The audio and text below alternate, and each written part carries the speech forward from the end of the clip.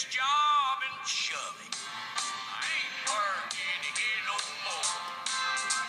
My woman done left and took all the reason I was working for. You better not try to stand in my ways. I'm a walking out. Hello, my name is Dan Smith. The Industrial Revolution was a transition to new manufacturing processes in the period from about 1760 to sometime between 1820 and 1840. The factory system was introduced to the Industrial Revolution in the late 18th century. We hope to dig a little deeper into the history of the Industrial Revolution's factory system. The Industrial Revolution was organized to utilize power-driven machinery and produce goods on a large scale. Had important social consequences. Formerly, workers had been independent craftsmen who owned their own tools and designated their own working hours. But in the factory system, the employer owned the tools and raw materials and set the hours and other conditions under which the workers labored. The location of work also changed. Whereas many workers had inhabited rural areas under the domestic system, the factory system concentrated workers in cities and towns. Because the new factories had to be located near water, power, and transportation, alongside waterways, roads, or railways.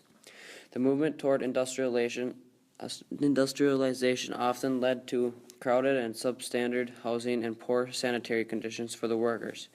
Moreover, many of the new unskilled jobs could be performed equally well by women, men, or children, thus tending to drive down factory wages to subsistence levels. Factories tended to be poorly lit, cluttered, and unsafe places where workers put in long hours for low pay. These harsh conditions gave rise in the second half of the 19th century to the trade union movement, in which workers organized in an attempt to improve their lot through collective action. Before the factory system, there was the putting out system, where villagers produced clothes and other things in their houses. Cotton was distributed to peasant farmers who spun it into thread and then wove the thread into cloth. Skilled artisans in the towns then finished and dyed the cloth. With this putting out system, production was slow and the demand for clothes was growing rapidly. Many inventors came up with a string of remarkable devices that revolutionized the British textile industry. John Kay invented the John Kay's flying shuttle. The flying shuttle was a key contribution to the Industrial Revolution and was able to do the work of two people even more quickly. The flying shuttle was able to weave so fast that they soon outspaced spin. Because the flying shuttle weaved so fast, James Hargreaves invented the spinning jenny in 1764. The spinning jenny spun many threads at the same time. It used 8 spindles instead of just 1. A single wheel controlled 8 spindles, which created a weave using 8 threads spun from a corresponding set of rovings. The spinning jenny decreased the amount of laborers needed, and that caused an issue. Many of the other spinners saw this machine as competition, so they broke into James Hargreaves' house and destroyed his machines. Richard Arkwright invented the water frame, which used water power to drive a number of spinning frames. The water wheel provided more power to the spinning frame than human operators, reducing the amount of human labor needed and increasing the spindle count dramatically. However, the water frame could only spin 1 thread at a time. The water frame represented the other branch of innovation in the textiles industry. While the spinning jenny and the flying shuttle increased the productivity of a single worker, the water frame used an external power source to eliminate the need for an operator to power a machine, using far less people to produce significantly more output than before. In 1771, Arkwright installed the water frame in his cotton mill at Comfort. It was one of the first factories built to specifically house machines rather than to just bring workers together. Combined with a working day based on the clock rather than daylight hours, it resulted in a continuous process that was able to supply huge amounts of thread to the new thread-hungry looms. With these new machines, the putting out system was doomed. Since the putting out system failed, people focused on building factories. The factories were built next to rapidly moving streams and near great deposits of coal and iron ore. If a factory was built not by a stream, the people would build a canal to get water there. Factories were built primarily for profit. The production of clothes moved from homes to factories to mass-produce items. With factories, everything was faster and cheaper. People all over the country wanted more wool and cotton cloth, and factories were the fastest way to get that cloth to people. They were also built to produce clothing that was fancier for the higher-class people or those who could afford the clothes. Life for the factory workers is horrible. They had low wages, worked 14 to 16 hours, 6 days a week, and made about $8 to $10 a week. The only sunlight the workers got was through small windows. The machines threw out smoke, so the air was polluted and it was hard for them to breathe. People lived in the slums of the city. They didn't have enough room in their houses or apartments. There were many deaths from diseases, sicknesses, or from being overcrowded. Factories caused pollution. Workers faced a rigid schedule set by the factory whistle. The exhausted workers suffered accidents from machines that had no safety devices because safety guards costed more money than the factory wanted to pay. Workers wore normal day-to-day clothes that were frequently loose and in obvious danger. The employer preferred to hire women workers because they thought they could adapt more easily to machines. They were easier to manage and could pay them less than men. Children were hired and were paid very little and had to do very dangerous work. In the 1830s and 1840s, British lawmakers looked into abuses in the factories and mines.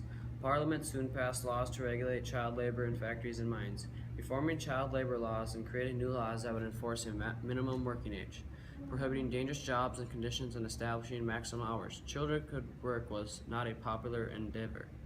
It took several years and many attempts by Congress to pass national laws designed to improve working conditions and regulations relative to children in the workforce.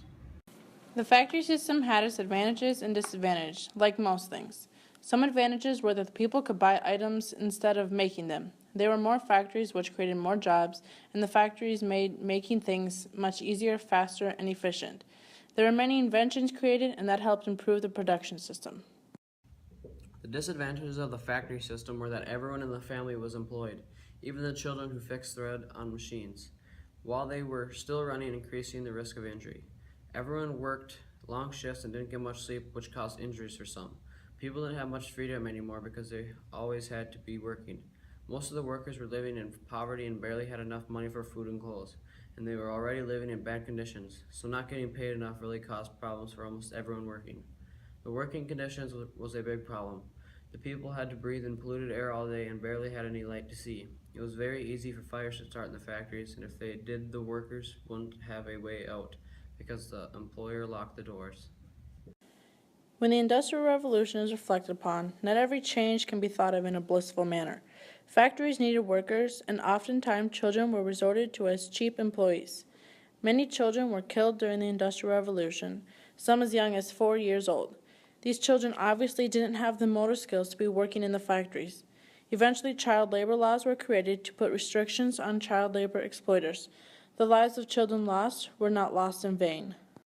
The Industrial Revolution was a time of great change for the world. It was a period of time from around 1750 to 1914 where machines began to be manufactured.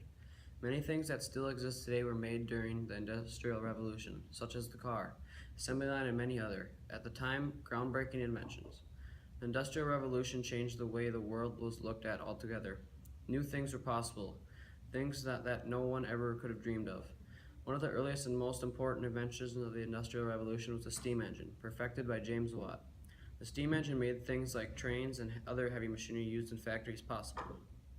Another thing that was created as a result of the Industrial Revolution was the assembly line. By creating new methods of production, manufacturing times were greatly lowered, meaning the product could be given to the public faster and in large quantities.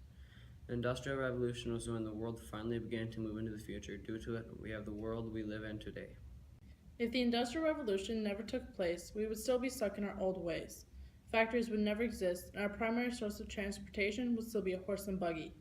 The Industrial Revolution changed the world as we know it. It changed lives, and took some.